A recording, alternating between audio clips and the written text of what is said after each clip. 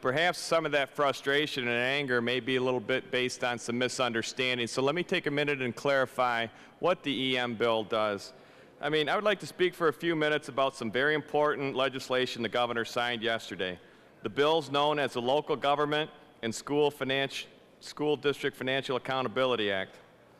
Some may refer to these measures as emergency manager legislation, but that's a bit of a misnomer.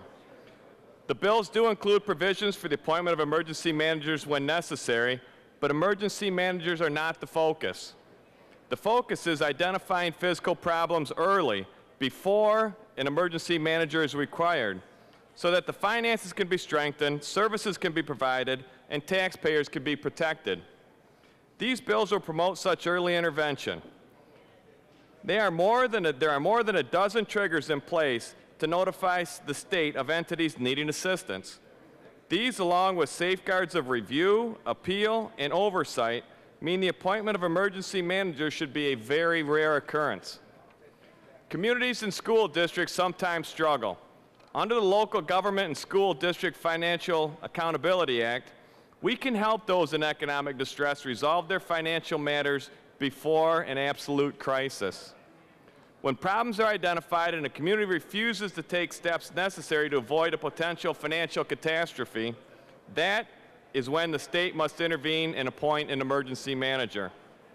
In those cases, to help guarantee success, emergency managers may be given the power to make the tough but necessary decisions to restore financial integrity. Let's be clear about what is and what is not in these bills. The bills specify that an emergency manager must be an individual, not a firm. They do not allow local officials to be removed from office, nor do they contain a prohibition on local officials running for future office.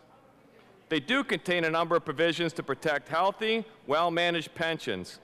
They safeguard death benefits for first responders, and they recognize vested retirement benefits.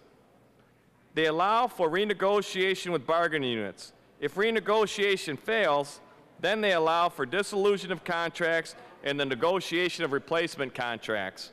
They do not eliminate collective bargaining. And finally, they provide legislative oversight of emergency managers with the ability to remove them. I think it's important to remember that the act this legislation replaces was originally enacted in 1990 and signed into law by Governor James Blanchard, a Democrat. In the 20 years since, only a handful of emergency managers have been appointed, and those by both Republican and Democrat governors. Ensuring fiscal accountability in our local government and school districts is not a partisan issue. It's just plain good policy for the state of Michigan. Helping local communities thrive is the goal of everyone in this room. I have no doubt of that. These bills help us achieve that goal.